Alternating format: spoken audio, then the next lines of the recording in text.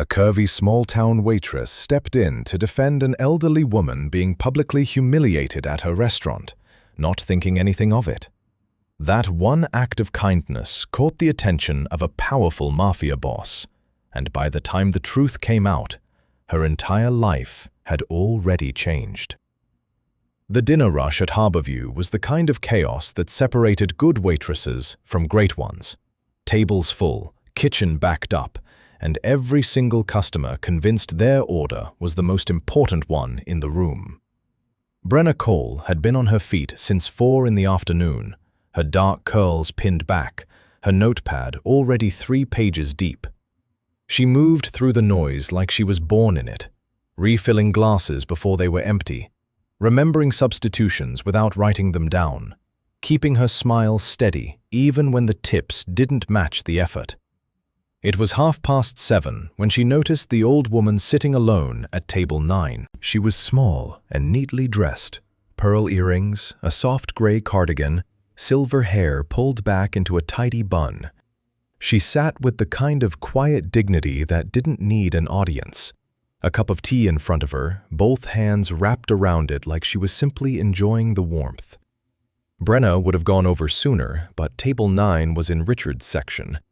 She had her own 4 tables to manage. Then she heard it. "Excuse me, this table is reserved?" The voice belonged to a man in his 40s, broad-shouldered, wearing a blazer that probably cost more than Brenna's monthly rent. He was standing over the old woman with 2 equally polished companions behind him, all 3 of them looking at her the way people look at something they want removed. The old woman looked up calmly. "I was seated here by your host." "Well, the host made an error," the man said, loud enough that nearby tables were already glancing over. "This is a reserved table, for our party." "Then perhaps speak with the host about it," she replied, unhurried. That was apparently the wrong answer. "Listen," he said, leaning slightly forward, dropping his voice just enough to feel threatening rather than public. "We've been coming to this restaurant for years. Do you understand what that means? Maybe you wandered in from somewhere else. This isn't," he gestured vaguely at her, "the kind of place where you just sit anywhere." One of the women behind him laughed. Quietly, but she laughed. Brenna was already moving before she'd made the decision to. She crossed the floor at a pace that looked easy, but covered ground fast, stepping between the man and the table with the kind of natural confidence that didn't invite argument. "Good evening," she said, directing it at the group but keeping herself planted between them and the old woman. "Is there something I can help sort out?" The man turned his impatience on her immediately. "Your host seated someone at our reserved table. We need it cleared." "Of course. Let me check that right now." Brenna pulled out her notepad and walked the 3 steps back to the host stand without rushing, checked the reservation sheet, and returned. "So here's what happened," she said, keeping her voice pleasant and carrying enough for everyone close by to hear clearly. "Table 9 was reserved under the name Hartwell for 8 o'clock. It is currently 7:32. Our guest here was seated appropriately for the time slot available.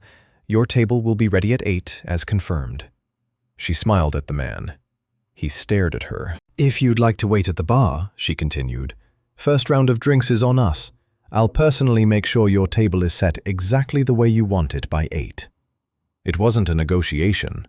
It was phrased like one, but it wasn't. The man held her gaze for a beat too long, then straightened his blazer, muttered something to his companions, and moved toward the bar.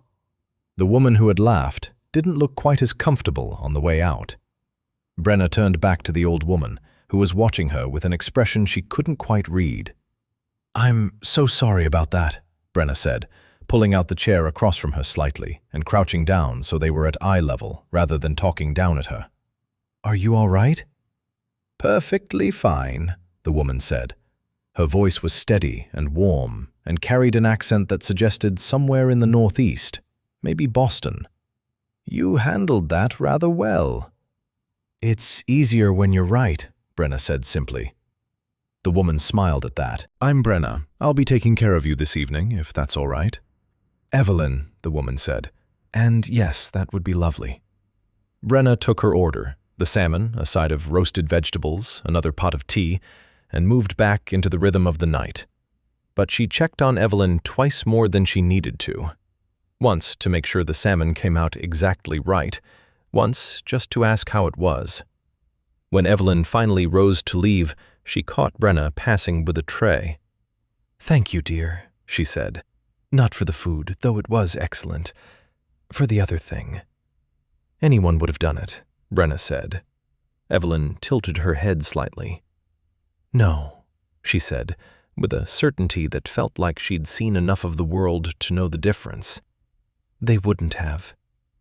She left a generous tip folded neatly under the teacup.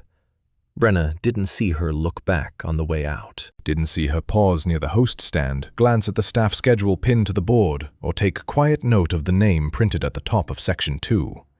Brenna Cole, Tuesday through Saturday. That same night, from the back seat of a car parked 2 blocks from the harbor, Evelyn Mercer made a single phone call.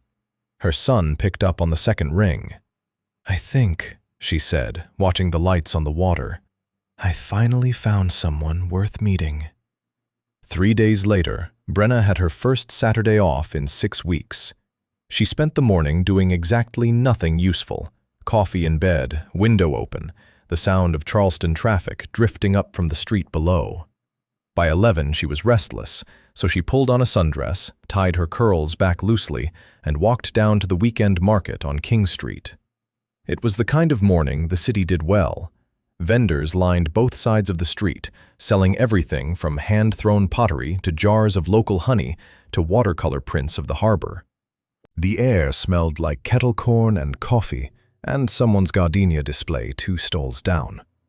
Brenna moved through it unhurried, a canvas bag over one shoulder, no particular list in mind. She was reaching for a jar of fig jam when someone walked into her from the left. Not hard enough to knock her over, but enough that the jar slipped. A hand caught it before it hit the ground. "Sorry, that was entirely my fault." The man straightened and held the jar out to her. Tall, dark-haired, somewhere in his late 30s. He was dressed simply, dark jeans, a light grey shirt, sleeves pushed up. No watch, no visible effort. The kind of person who looked comfortable in their own skin without working at it. "It's fine," Brenna said, taking the jar back. "I stopped suddenly." "I wasn't paying attention." He nodded toward the stall behind him. "I got distracted by that painting." She glanced at it, a large canvas showing the old Battery seawall at dusk, the colors just slightly too saturated to be a photograph, but real enough to feel like memory. "It's good," she said. "It's overpriced," he said. She laughed before she meant to. He smiled, and the conversation didn't stop there the way it usually would between strangers. He introduced himself as Dorian, offered no last name, and asked if she came to the market often. She told him sometimes, when work allowed. He asked what she did. She told him. He didn't react the way some people did, no flicker of surprise, no slight recalibration of interest. He just nodded, like she'd said something reasonable. They walked half a block together without planning to, stopped at a stall selling handmade leather journals, kept talking. He was easy to talk to, in a way that felt slightly unfamiliar to Brenna.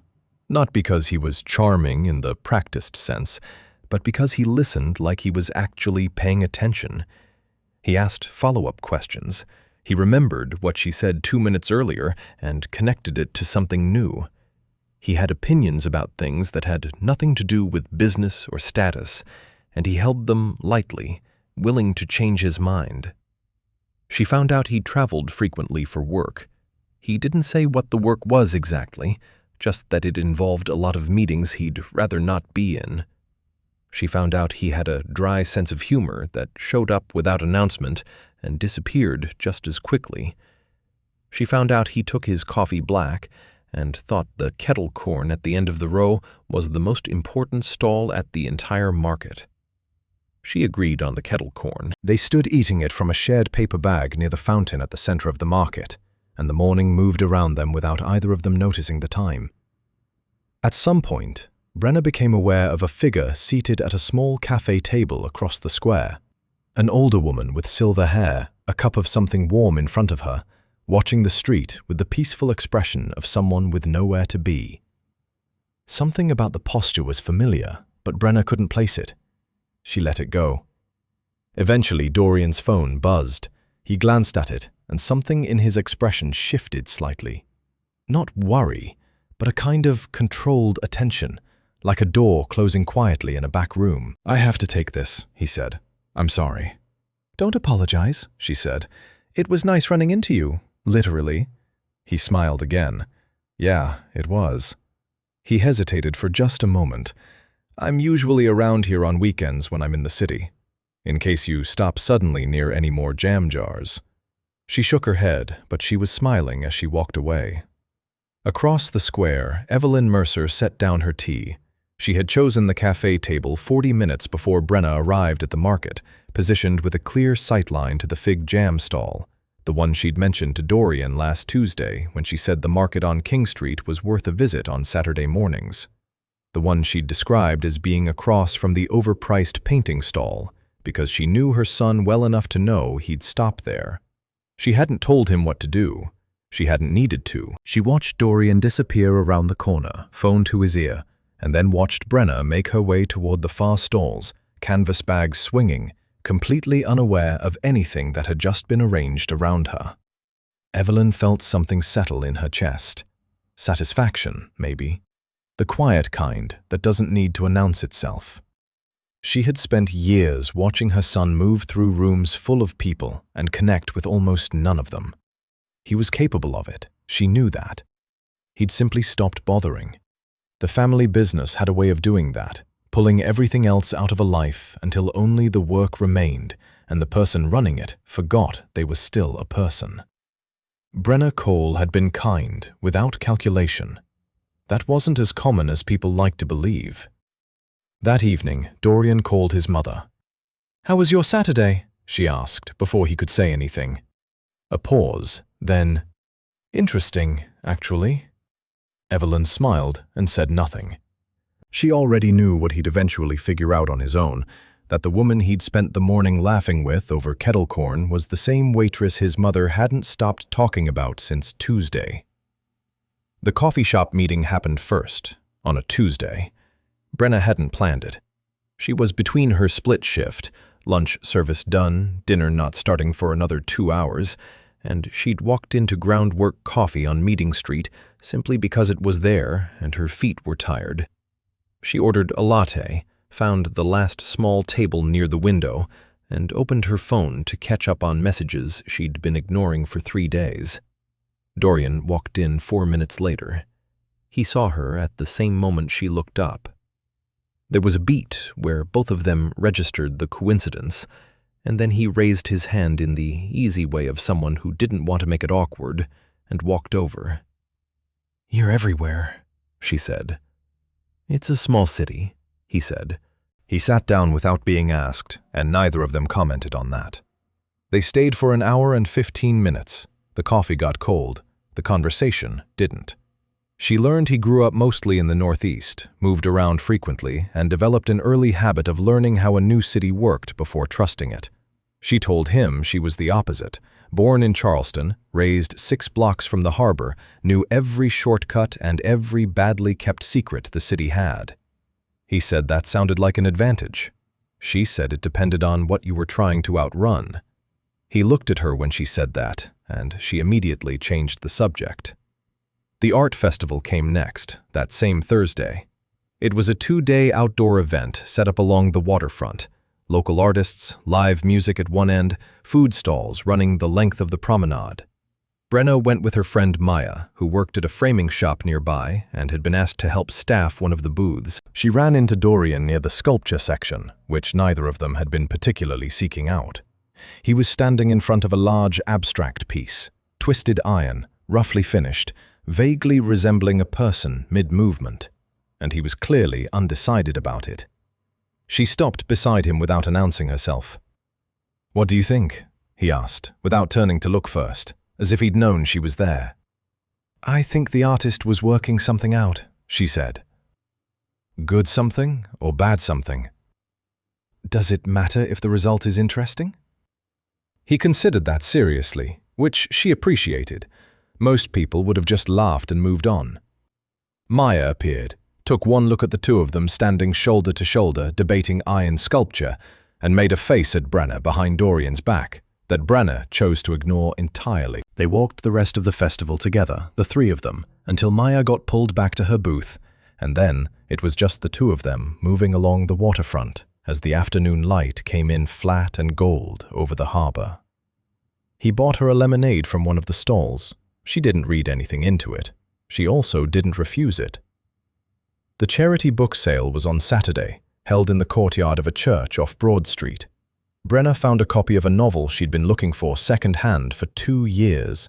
She was so pleased about it that she held it up immediately when she spotted Dorian browsing the fiction table across the courtyard, purely out of reflex, as if they were the kind of people who shared small victories with each other. He grinned and held up a battered copy of something she didn't recognize. They compared finds over sweet tea at the table near the gate, sitting in plastic chairs in the late morning shade. She noticed his phone buzzed 3 times in 20 minutes. Each time he glanced at it, his expression did the same thing it had done at the street market. That quiet, internal shutting of a door. He didn't take any of the calls, but she noticed he didn't fully relax again after the first buzz either. She didn't ask. It wasn't her place yet. But she noticed. The harbor walk happened the following Wednesday without any planning at all. Brenna finished an early shift at 6, and the evening was too good to go straight home. Warm enough, the breeze coming off the water at exactly the right angle, the sky doing something complicated and orange above the far shore. She walked down to the waterfront on instinct. He was already there, leaning against the railing at the far end of the promenade, looking out at the water. He had his jacket over one arm and his phone in his hand, though he wasn't looking at it. He looked like someone who had come here to think and hadn't started yet. She almost turned around. She wasn't sure why. She didn't, though. They stood at the railing as the sun went down and talked about nothing important. The boats on the water, a restaurant she wanted to try, a book she'd read in a day because she couldn't put it down. At one point, they were quiet for several minutes, and it didn't feel like anything that needed to be fixed. But then his phone buzzed again, and this time it kept buzzing. He looked at the screen, and something changed in his face. Not alarm, exactly. More like someone snapping back into a version of themselves they'd temporarily set aside. "I have to go," he said. "It's fine," she said. He hesitated, like he wanted to say something else, and then didn't. Just, "I'll see you, Brenna." She watched him walk away quickly, phone already at his ear, shoulders set differently than they'd been 5 minutes ago. She turned back to the water. She'd enjoyed every one of those 4 meetings, the ease of them, the way conversation came without effort. But she kept returning to the same quiet question she didn't quite know what to do with yet. Who exactly was Dorian? When his phone rang. Brenna heard about the New York event the way she heard about most things that weren't her business, by accident. Maya mentioned it on a Thursday morning, leaning against the counter at Groundwork Coffee while Brenna waited for her pre-shift latte. Maya's cousin worked at a hotel events team in Manhattan and had been talking about a corporate gala that weekend. Something big, black tie, a ballroom full of people whose net worth had too many zeros to count comfortably. She mentioned the family name attached to it, the way people mention names they assume everyone already knows. Mercer. Brenna registered it the way you register a word you've seen before but can't immediately place.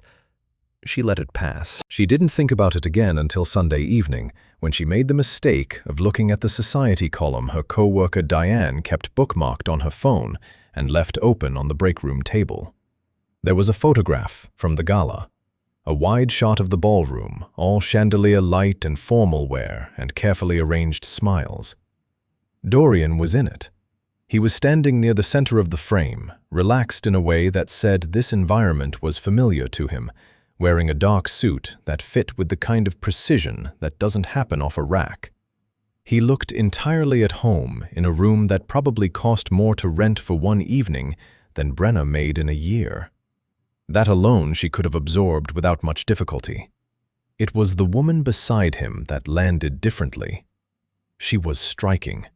Tall, fair-haired, in a fitted gown that photographed like it had been chosen with exactly this kind of image in mind. Her hand was resting lightly on Dorian's arm in the easy, proprietary way of someone who considered that space theirs. The caption beneath the photo named them both: Dorian Mercer, accompanied by Tessa Vaughn. Brenna set the phone down on the break room table. She sat with it for a moment, not dramatically, not with any particular performance of hurt, just quietly, the way you sit with something that adjusts your understanding of a situation you thought you'd read correctly. They hadn't been on dates. She was clear on that. There had been no conversation that crossed any line, no moment she could point to and call a promise. She knew that. She also knew what it felt like to spend several hours across multiple afternoons with someone who looked at you the way Dorian looked at her. And she trusted that feeling enough to feel its absence now. She went out to finish her shift. At the gala itself, 3 hours before that photograph was taken, Evelyn Mercer was having a very different kind of evening. She had attended because Dorian asked her to, and because she generally preferred to know what was happening in rooms her family's name was attached to. She wore navy, spoke to the people worth speaking to, and kept her observations to herself in the way she'd spent 68 years perfecting. Tessa Vaughn had been in Dorian's life for 7 months. Evelyn had never fully warmed to her, though she'd kept that assessment private.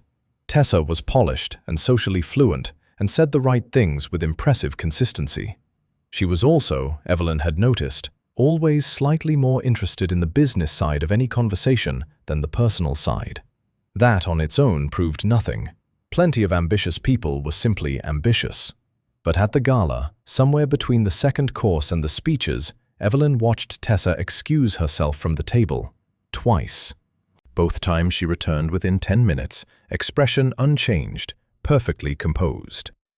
The second time, Evelyn noticed a slight adjustment in how Tessa held her small clutch bag. The way you hold something when it now contains more than it did before. After dinner, during the networking portion of the evening, when the room reorganized itself into smaller conversations, Evelyn noticed Tessa position herself near the table where several of the family's senior business associates had left folders and documents, the kind of material that circulated at events like this as a matter of course: internal projections, investment summaries, portfolio reviews. She wasn't doing anything obvious. She wasn't photographing anything or removing anything. She was simply nearby, engaged in a separate conversation in a way that gave her a clear view of every document on that table for approximately 20 minutes. Evelyn watched her and said nothing. On the flight back to Charleston the next morning, Dorian sat across from his mother and talked about the gala in the easy, summarizing way of someone who'd already moved on from it. Evelyn listened and responded appropriately. She did not mention what she'd seen. Not yet. She needed to be sure before she said anything. Because she knew her son, and she knew that if she raised a concern without solid ground beneath it, he would defend Tessa first and ask questions later. That was the thing about Dorian. His loyalty ran deep. It was one of the things she admired most about him, and one of the things that occasionally concerned her. Back in Charleston, Brenna had made a quiet decision. She wasn't angry. She didn't have the right to be, and she knew it. But she also wasn't interested in continuing to make herself available for afternoons that apparently existed in a separate compartment of someone else's life. She had enough self-respect for that. When Dorian's name appeared on her phone 2 days later, a message asking if she'd be at the market that weekend, she read it, set the phone face down, and went back to the book she'd been reading. She didn't reply. It was a small thing, but it was the only thing she had full control of right now, and that was enough.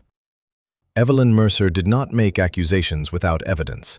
It was a principle she'd held her entire adult life, and it had served her well through decades of watching people closely and saying less than she knew. Suspicion without proof was just noise. She had no interest in noise.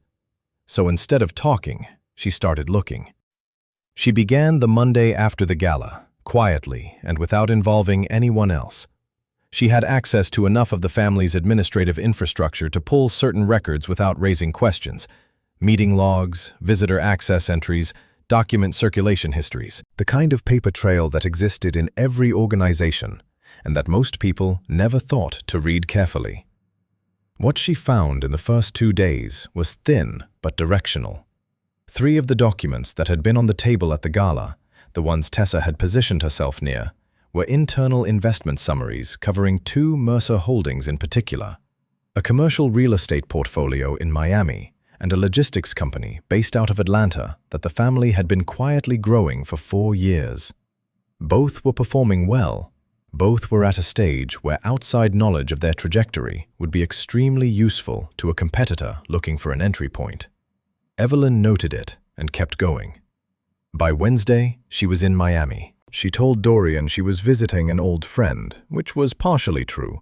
She did have lunch with Margaret Chen, who she'd known for 30 years and who had spent most of that time connected to the financial world in ways that proved useful on occasions exactly like this one.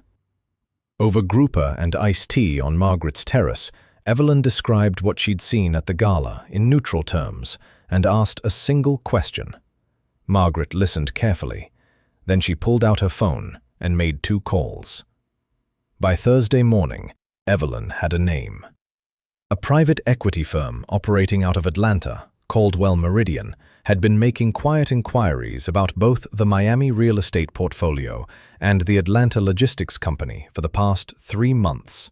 Nothing aggressive, nothing public, the kind of careful, informed circling that happened when someone already knew what they were looking at and was simply waiting for the right moment. The timing lined up precisely with when Tessa Vaughn had entered Dorian's life.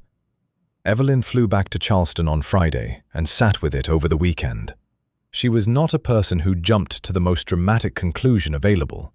She considered the alternative explanations carefully and honestly. Coincidence was possible. Caldwell Meridian could have identified those assets independently. Tessa could have been standing near that table for no reason beyond proximity. 7 months of a relationship could be exactly what it appeared to be on the surface. She considered all of that, and then she set it aside, because the sum of it didn't add up to coincidence. It added up to access. On Monday, she called Dorian. She told him what she'd found, calmly, with specifics, without editorializing. She gave him the name of the firm, the timeline, the document connection. She said she wasn't certain and that she wanted him to know that, but she said he should look into it. The silence on his end lasted longer than she expected. Then, "Tessa wouldn't do that."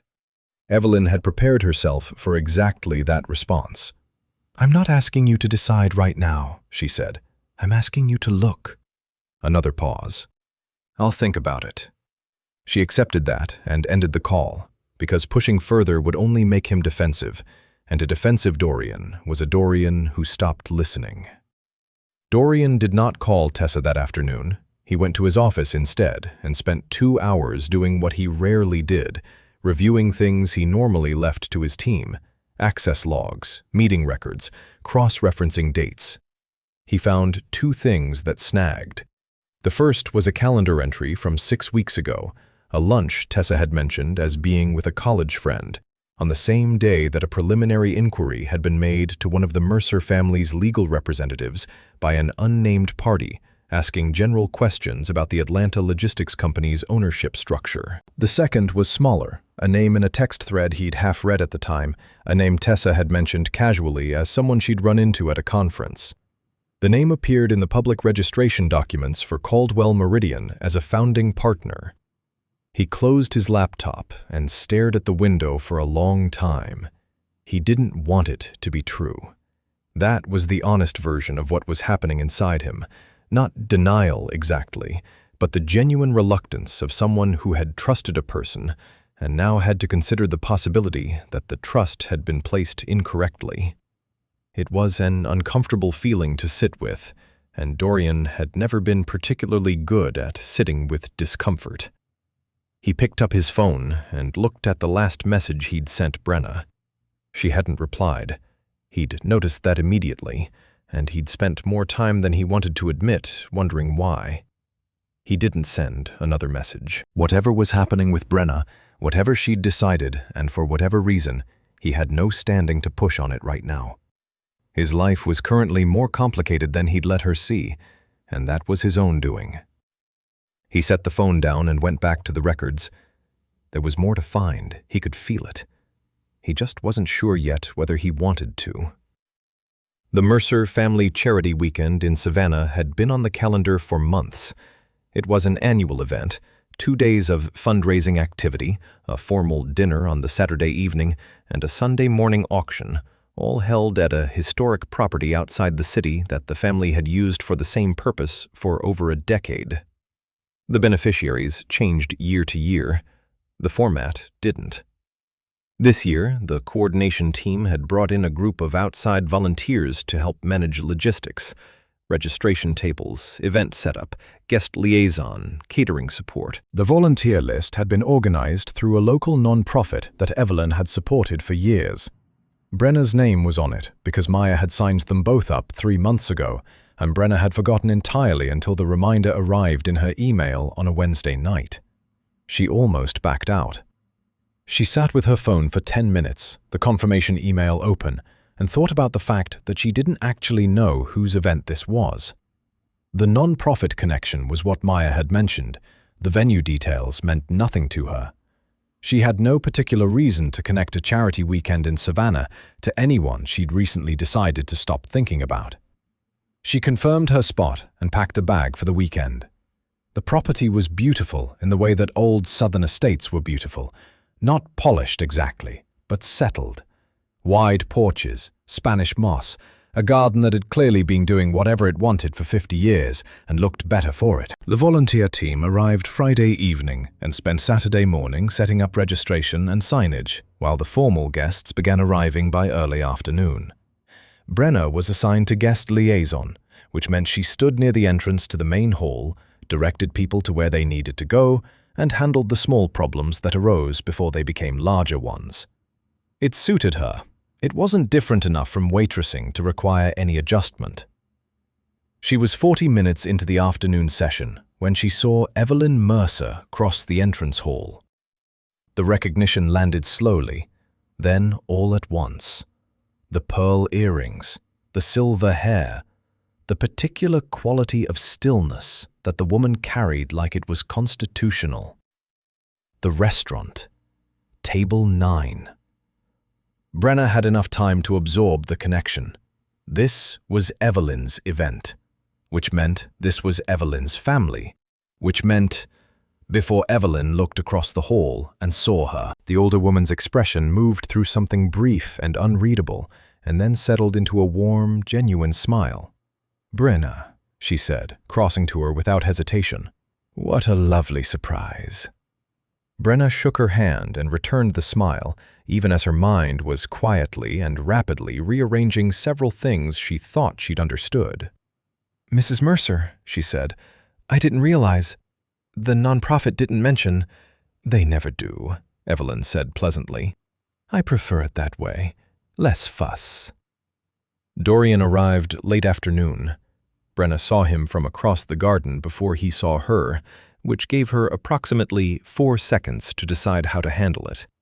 She chose the most straightforward option available. She continued doing her job and let whatever happened next happen. He found her near the catering station an hour later. The expression on his face when he saw her was not what she'd expected. Not guilt, not the careful composure of someone managing an awkward situation, just something quieter than that. Surprised and then relieved almost, in a way that didn't make immediate sense to her. They spoke briefly, politely. She kept it professional, and he respected that without making it strange. The afternoon moved forward. The trouble started at 6:30, a set of business files, physical folders containing documentation related to the family's charitable trust and 2 associated investment accounts went missing from the conference room on the 2nd floor. They'd been there at 5 o'clock, confirmed by 2 members of Dorian's team. By 6:30, the room was empty of everything except the furniture. The files weren't classified in any dramatic sense, but they contained enough structural detail about the trust's holdings to be genuinely useful to anyone paying attention to the Mercer family's financial architecture. Their disappearance was quiet, but serious. By 7, a small internal search was underway. Discreet, careful, the kind that doesn't alarm the broader group of guests still moving through the Saturday dinner downstairs. Brenna became a point of interest, not through any accusation, but through proximity. 2 guests mentioned, separately, that they'd seen a volunteer near the corridor outside the conference room earlier in the afternoon. The description matched her generally enough to get noted. A member of Dorian's team, a composed man named Sawyer, asked her calmly and professionally whether she'd been on the 2nd floor. She had. She'd been redirecting a guest who'd gotten turned around looking for the restrooms. She'd stood in the corridor for less than 2 minutes and hadn't entered any rooms. She said so clearly and without agitation. Sawyer thanked her and moved on, but the conversation had been visible enough to a handful of people nearby that it settled into the room like a low hum. The kind of thing nobody says directly, but everyone is quietly aware of. Dorian heard about it within 20 minutes. He found Sawyer first and listened to the full account. Then he walked back into the dinner and said, within clear earshot of the people who'd been talking, that Brenna had been doing her job and that the conversation with Sawyer had been routine and was finished. It wasn't a speech. It was 6 sentences, delivered without heat, but with the particular weight of someone who doesn't say things twice. The hum stopped. Brenna heard what he'd said from 2 different people before the evening ended. She didn't go looking for him to acknowledge it, but she felt something shift, quietly, in the decision she'd made 2 weeks ago about staying away. At 9 that evening, Sawyer pulled up the estate's exterior security footage on his laptop. He watched it for 11 minutes. Then he picked up his phone and called Dorian. "You need to see this," he said. The security footage showed Tessa Vaughan entering the estate at 4:15. She hadn't been on the guest list. The Savannah event was family and close associates only.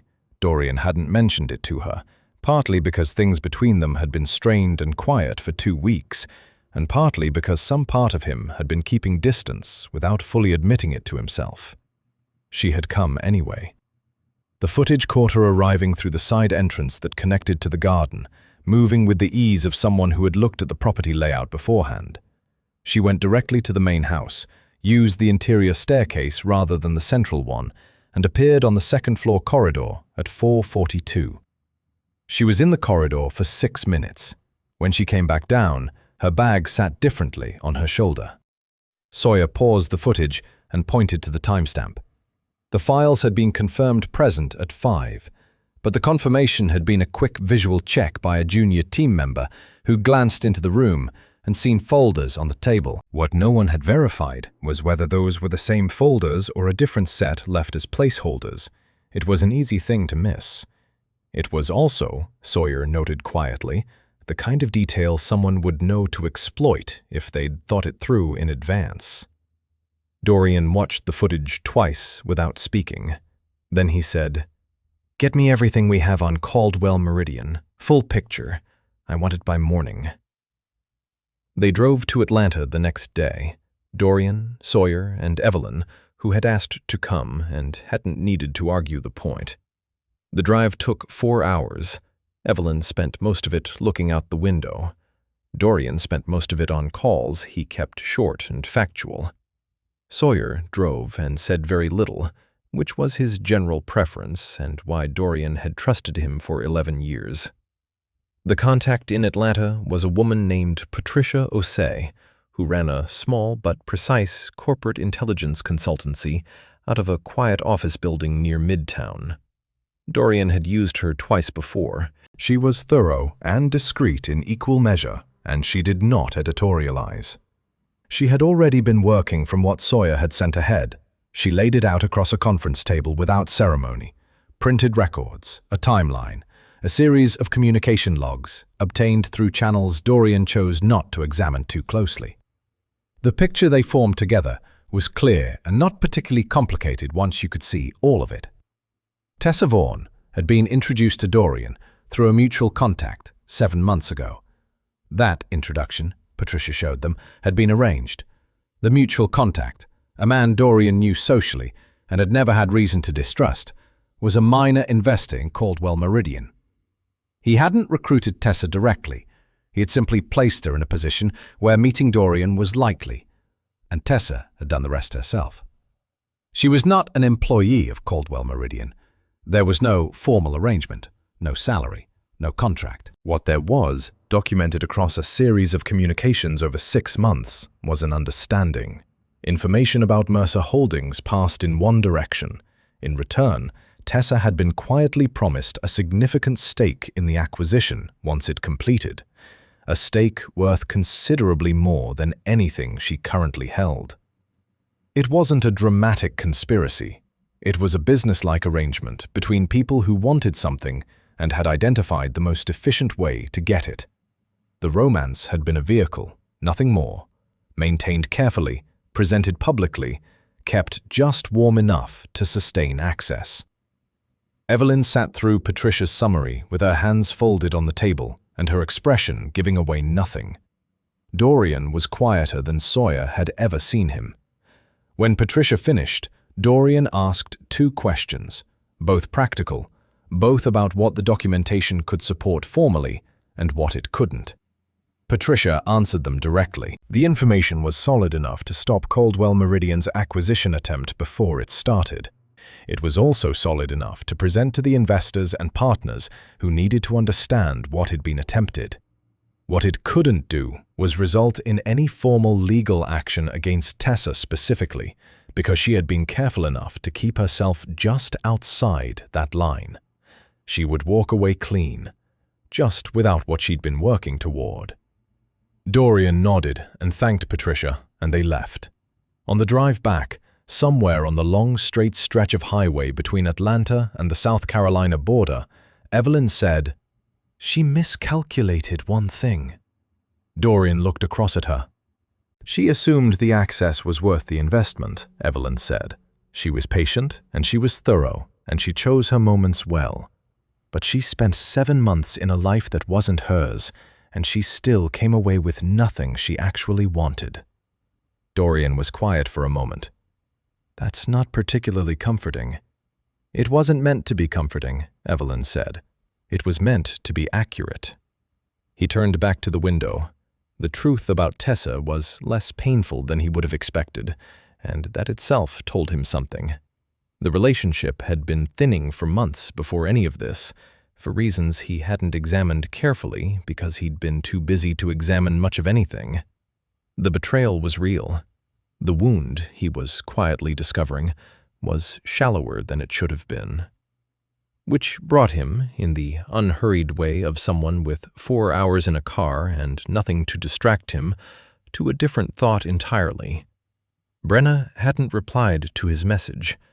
That was 2 weeks ago now. He thought about the harbor walk, the book sale, the way she'd said, "It depends on what you're trying to outrun," and then immediately changed the subject, like she hadn't meant to hand him that much.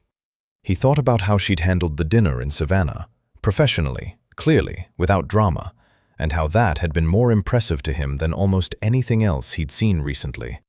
He pulled out his phone. He didn't write anything yet, but he held it, thinking. The Chicago Gala was 6 weeks in the making. It was the largest event on the Mercer family's annual calendar, a formal fundraiser held at a lakeside venue in the Gold Coast, attended by investors, business partners, philanthropists, and a carefully curated list of people whose presence meant something to the causes being supported. The planning had been underway since before Savannah, before Atlanta, before any of the last 2 months had unfolded the way they had. Dorian had considered scaling back his involvement given everything. Sawyer had talked him out of it in 4 sentences, pointing out that stepping back now would signal instability to exactly the people who were watching for it. so Dorian went. He arrived 2 days early to manage the final logistics and spent both days in back-to-back meetings that left him little time for anything other than the work directly in front of him. He hadn't spoken to Brenna since Savannah. He'd written the message 3 times and deleted it 3 times, which was unlike him, and which he found quietly irritating about himself. He knew what he wanted to say. He simply hadn't found the version of it that felt honest, without being a lot to place on someone who hadn't asked for any of this. Tessa arrived at the gala uninvited. It shouldn't have surprised anyone, and yet the room's response when she walked in was the particular stillness of people recalibrating quickly. She was dressed well, composed, and moved through the entrance with the practiced ease of someone who had decided that confidence was the only viable strategy left. Dorian saw her from across the room. He didn't move toward her. He also didn't move away. He simply noted her presence and returned to the conversation he was in, which was with 2 senior partners from a firm that had been considering a significant investment in the Atlanta logistics company for the better part of a year. What Tessa had not accounted for was Patricia Osei. Patricia was not at the gala. She was in an office in Atlanta, but her work was present in the room in the form of a precisely assembled document package that Sawyer had quietly distributed to 12 people over the course of the previous week. Not publicly, not dramatically, simply placed in the right hands with enough explanation to make the picture clear and enough documentation to make it irrefutable. The 12 people who had received it included every significant investor and partner who had been positioned as a potential target of the Coldwell Meridian acquisition attempt. They'd had 6 days to read it and form their own conclusions. By the time Tessa walked into that room, the ground had already shifted completely beneath her, and she didn't know it yet. The exposure happened in pieces rather than in one moment, which was actually more effective. The first piece was a conversation Tessa initiated herself. She approached one of the senior investors she'd met at previous events and engaged him in the kind of warm, informed conversation she was genuinely skilled at. The investor listened politely, responded briefly, and excused himself within 4 minutes. His expression when he walked away was not hostile. It was simply closed, in the way of someone who had already decided something. Tessa noticed. She moved to a second conversation. Same result. By the third, something in her posture changed. A slight adjustment, barely visible, the kind of thing only someone watching carefully would catch. Evelyn caught it from across the room. She was seated at a table near the windows overlooking the lake, speaking with 2 women she'd known for years, and she tracked Tessa's movement through the room without appearing to track anything at all. She watched the doors closing one by one, not dramatically, not with any confrontation, just the quiet withdrawal of people who now knew what they hadn't known before and were making simple, rational choices about where they directed their attention. It was, Evelyn thought, a more complete consequence than anything louder would have produced. Tessa left the gala at 9:47. Evelyn noted the time. There was no scene, no raised voices, no public moment that anyone would describe afterward as a confrontation. She simply ran out of room, out of people willing to engage, out of ground to stand on, and she left. The door closed behind her with the same quiet efficiency as everything else that evening. Dorian found his mother at her table near the windows at 10:15. He sat down across from her, and they were both quiet for a moment, looking out at the lake. The lights of the city reflected in long, broken lines on the water. "It's done," he said. "Yes," Evelyn agreed. He was quiet again. Then, "I should have listened to you sooner." "You listened when you were ready," she said. "That's how it generally works." He picked up his water glass and set it down without drinking from it. "I've been trying to figure out how to call Brenna." Evelyn said nothing, which was her way of saying he should continue. "I don't know how much to explain," he said. "Everything sounds like a lot when I say it out loud." "Then don't explain it," Evelyn said.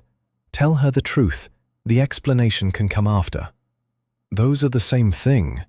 "They really aren't," she said, with the patience of someone who had been having versions of this conversation with him for years. An explanation is you making sense of something for your own comfort. The truth is just what happened and what you want. Dorian looked at his mother for a moment. Then he picked up his phone. This time, he didn't delete what he wrote. He kept it short, honest without being heavy, direct without being demanding. He asked if she'd be willing to talk, and he said there was a lot he should have told her sooner, and that he understood if the timing felt wrong. He sent it before he could reconsider. Across the table, Evelyn looked back out at the lake and allowed herself a small, private smile that she was fairly certain her son didn't see. He probably did, though. He usually did. Brenna read the message at 11:43 at night, sitting on her kitchen counter eating leftover rice because she hadn't gotten around to a proper dinner. It wasn't what she expected. She'd built up a version of what hearing from Dorian again would feel like, something she'd have to think carefully about, weigh against her own better judgment, talk herself through sensibly. She'd been practical about it. She was generally a practical person, but the message was short, and it was honest, and it didn't perform anything. It didn't over-explain or under-explain. It simply said what it said, and what it said was that he wanted to talk, and that he was sorry it had taken this long. She put her fork down and read it twice more. Then she typed back, "Okay," and went to bed, where she lay awake for 40 minutes before finally sleeping. They met at Groundwork Coffee on a Tuesday morning, which felt appropriate, given that was where most things between them had happened without being planned. Dorian was already there when she arrived. He had coffee waiting, which she noticed and didn't comment on. They sat across from each other, and for a moment, neither of them manufactured a way in. Then he started talking, and didn't stop for a while. He told her about the family business, not the full architecture of it, but enough. He told her about Tessa, from the beginning, including the parts that didn't reflect well on his own judgment. He told her about the gala, and Atlanta, and Savannah, and what the security footage had shown. He told her that by the time any of it was resolved, he'd already understood that the relationship had been hollow long before it was revealed to be dishonest, and that knowing that didn't make him feel better exactly, but it did make the whole thing clearer. He told her that his mother had called her someone worth meeting, and that she'd been right, in a way Evelyn usually was about people. Brenna listened to all of it with the focused quiet she brought to things that mattered. She asked 2 questions, both practical, both aimed at understanding rather than at catching him in anything. He answered them directly. When he finished, she sat with it for a moment. "You could have told me some of this earlier," she said. "I know," he said. "I'm not saying that to make you feel bad. I'm saying it because I would have preferred to actually know what I was dealing with rather than fill in the gaps myself." "What did you fill them in with?" She looked at him. "Mostly the worst version." He nodded slowly. "That's fair." They stayed at the table for another hour. The conversation moved out of the difficult part and into something easier, and then into something easier still, until it felt closer to every other Tuesday morning they'd spent in that same coffee shop than it felt like a reckoning. By the time they left, nothing was resolved in any formal sense. But something had been put down that had been carried for long enough. 3 weeks later, Brenna received a handwritten note in the mail. The handwriting was neat and unhurried, the kind that belonged to a generation that had learned it properly. The notepaper was cream-colored and had no printed header. It said that Evelyn Mercer would be grateful for Brenna's company at a small family gathering the following weekend at the family's property on Nantucket, and that she hoped the distance wouldn't be an obstacle. Brenna read it standing at her mailbox on the street and then read it again inside. She called Dorian. "Did you know about this?" she asked, a pause that lasted just long enough to be an answer. "She mentioned she might reach out." "Dorian." "I didn't know the timing," he said, which was probably true. "You don't have to go." She thought about it for exactly 1 day. Then she booked a flight.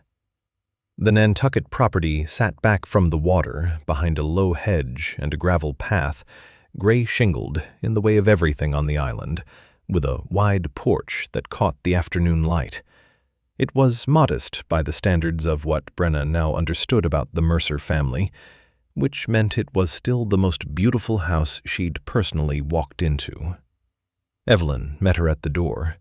There was no performance to the greeting, just the same warmth Brenna remembered from Table 9 at Harborview, genuine and direct and completely without pretense.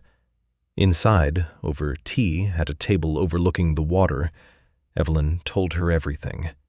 She described the phone call she'd made from the car after leaving the restaurant, the street market and the fig jam stall, and where she'd been sitting that Saturday morning.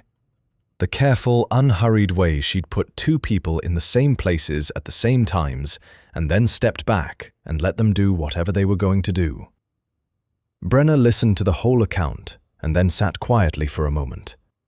"You engineered all of it," she said finally. "I created opportunities," Evelyn said. "What happened in them was yours." Brenna looked at her. "That's a very fine distinction." "It is," Evelyn agreed, without apology. "But it's still true." Dorian appeared from the kitchen doorway then, 2 mugs in hand, having apparently timed his entrance with the practiced instinct of a man who had grown up learning when to enter a room and when to wait. He set a mug in front of Brenna and sat down. She looked at him, and then at Evelyn, and then back at the water. There was a version of this where she felt managed, and she considered that version honestly. Then she considered the coffee shop on Meeting Street, and the harbour walk, and the book sale, and every conversation that had felt real because it was real. Because what happened between 2 people in a room couldn't be arranged, only made possible. "You could have just introduced us," she said to Evelyn. Evelyn smiled. "You would have been polite and walked away. You needed to meet him as a person first." Brenna thought about that. She wasn't sure she could argue with it. Outside, the water was flat and silver in the afternoon light. Somewhere down the path, a door opened and closed. The island was quiet in the way of places that had decided long ago not to rush anything. Dorian reached across the table and rested his hand near hers, not on top of it, just near. A question rather than an assumption. She turned her hand over. Evelyn looked out at the water and said nothing, which was her way of saying everything was exactly as it should be.